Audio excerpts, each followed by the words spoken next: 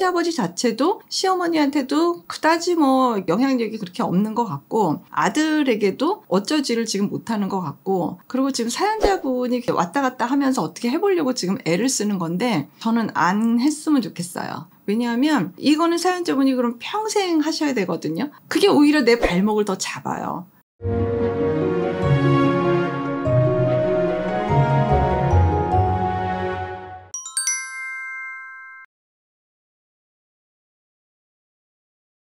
안녕하세요. 이주은 부부상담 원장 이주은입니다. 사례를 보겠습니다.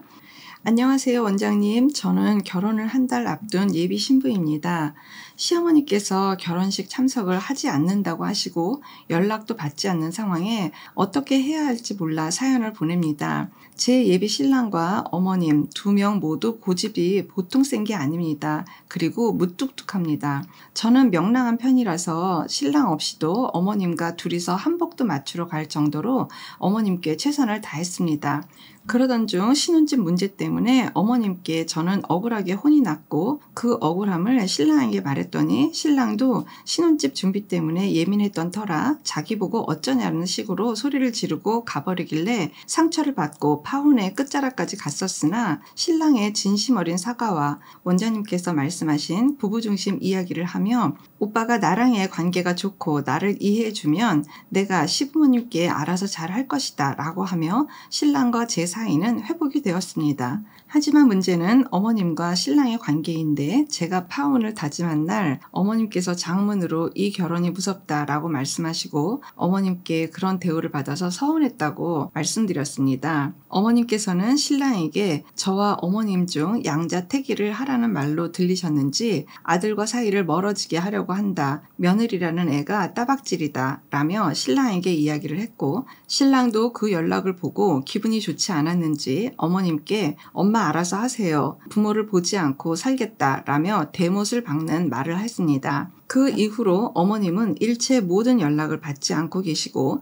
아버님께서는 저에게 시어머니 성격을 이해하라고 하시면서도 신랑이 그렇게 이야기한 건 잘못됐다 하시는데 본식까지 한 달밖에 남지 않은 터라 불안한데 신랑도 고집이 센 터라 연락드리지 말고 가만히 있으라며 이야기를 합니다. 그렇다고 저 혼자 어머님께 죄송하다고 말씀드리는 것도 신랑에게 큰 상처를 받으신 어머님 기분이 절대 풀리시지 않을 것 같은데 신랑과 어머님 사이에 제가 어떻게 해야 할까요? 라고 글을 주셨어요. 굉장히 힘드실 것 같아요.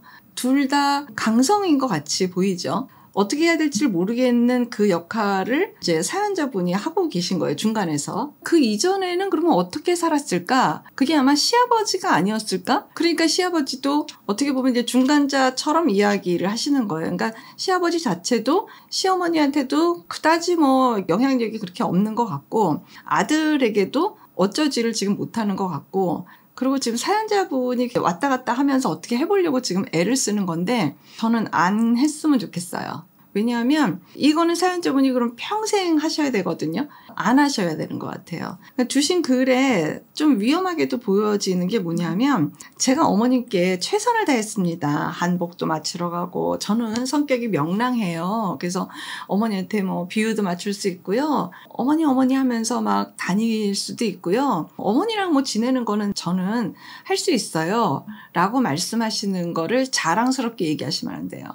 시어머니한테 최선을 왜 다합니까? 나한테 최선을 다하거나 우리 부부일로 에너지를 내고 여기에 뭔가 중점을 둬서 좀 생각을 한다. 이거는 하시겠어요? 그런데 무슨 난데없이 시어머니한테 최선을 다하세요. 그런 거 하지 마세요. 그게 오히려 내 발목을 더 잡아요. 그리고 더 안 좋은 상황이 되고 이런 문제가 발생이 되면 네가 해결을 해내야지 되는 건데 네가 명랑하고 네가 나한테 곰살맞게 구는 게 당연해 라고 어머니가 생각하게끔 사연자분이 자꾸 자락을 까는 일은 하시면 안 돼요. 남편이 이야기를 하잖아요. 그냥 두라고. 엄마 그냥 놔두라고. 그러면 내 남편이 하라는 대로 그냥 하시면 돼요. 차라리 그게 더 나아요. 그러니까 엄마를 좀 조절하는 방법을 남편은 아는 거예요. 결국 궁극적으로 엄마는 본인이 풀려야 풀리는 사람이다라는 거를 이 남편이 잘 알고 있으런지도 몰라요. 저는 사연자분한테 어떤 말씀을 드리고 싶으냐 하면은요. 뭔가 이 명랑한 그런 성격 같은 것들을 갖고 있으면서 여기저기에 내 입지를 확인하는 것 같은 느낌도 들어요. 시어머니한테 내가 뭐 이렇게 명랑하게 잘하고, 남편한테도 이렇게 내가 명랑하게 잘하고, 시아버님한테도 내가 어쨌든 명랑하고, 이 집에 명랑한 사람 나 하나밖에 없고, 뭐 이런 것들에 조금 기쁘신 것 같아요. 이게 뭔가 존재감하고 연결이 되면서 내가 이 문제를 뭔가 해결을 하고 이 집에 있는 문제들을 내가 좀 해야지 되고, 이런 책임 같은 것들을 내 것으로 갖고 오는 것 같은 느낌이 있어요. 조금 멈춰봤으면 좋겠어요. 그리고 이 문제는 꼭 결혼식이어서 이 문제가 발생한다기보다 앞으로 이런 문제들은 계속 발생이 되어질 거예요. 굉장히 소중하고 중요한 이렇게 큰 일을 앞두고서도 어머니가 저러고 계시는데, 살면서 크고 작은 일들로 훨씬 더 쉽게 그렇게 하실 수 있죠. 그래서 원래 진행할 것들은 제대로 다 진행이 되어진다라는 거를 어머니가 경험상 한번 느껴보시는 것도 좋은 약이 될 것 같다는 생각도 들어요. 온 가족들이 다 어머니한테 막 빌고 막 이렇게 해서 이게 과연 결혼식을 제대로 모양새 맞춰갖고 하는 것만이 꼭 능사일까? 아니면 아예 그냥 이번부터 결혼식장에 엄마가 오면 좋겠고, 뭐 안 와도 우리는 결혼을 하겠습니다 라고 해놓고 그냥 결혼식을 그냥 진행하는 것도 어쩌면 우리 커플의 선택의 문제가 될 것 같아요. 특히 시어머니 되시는 분이 어디에서 더 놀랐을 것 같으냐 하면은, 그래도 얘가 내 비율을 좀 맞추고 이럴 줄 알았는데 자기 이야기를 한다라는 그 자체에서 따박질이라고 지금 말씀을 주셨잖아요. 그러니까 얘는 안 되겠다라는 거죠. 그러니까 너 엄마인지 난지 양자택일 해라. 정말 그렇게 신경 안 써도 되는 문제가 뭐냐면, 나는 나예요.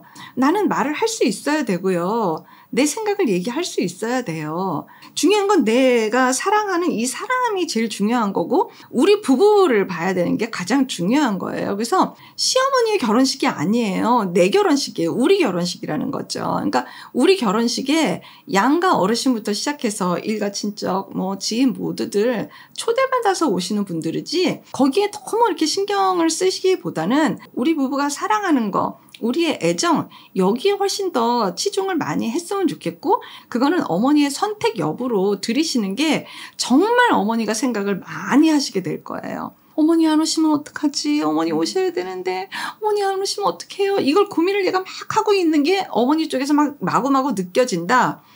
내가 언지를 했더니 얘네들이 확실히 먹히긴 하는구만. 이런 것들이 있게 되면 더 골치가 아파요. 영상을 남편하고 보면서 한번 많이 이런저런 이야기들을 해보세요. 그래서 가장 그래도 낫겠다 하는 게 어떤 건지 좀 더 의연해지시고 좀 그냥 편하게 이 상황을 보시는 것도 방법일 것 같아요. 아마도 살면서 유사한 일들은 계속 벌어지게 될 거예요. 그때도 이 영상 다시 보시면서 그래, 우리는 부부 중심으로 생각하고 선택의 문제로 그냥 드려야겠다. 우리의 것으로 갖고 와서 우리가 괜히 다투기도 하고 우리가 불안하고 불편하고 이렇게는 살지 않아야겠다. 이게 오히려 부부한테 훨씬 더 도움이 될 것 같은 생각이 듭니다. 결혼 많이 축하드려요. 고맙습니다. 건강한 부부 애착이 나라를 살립니다. 오늘도 영상 시청해 주셔서 감사합니다. 고맙습니다.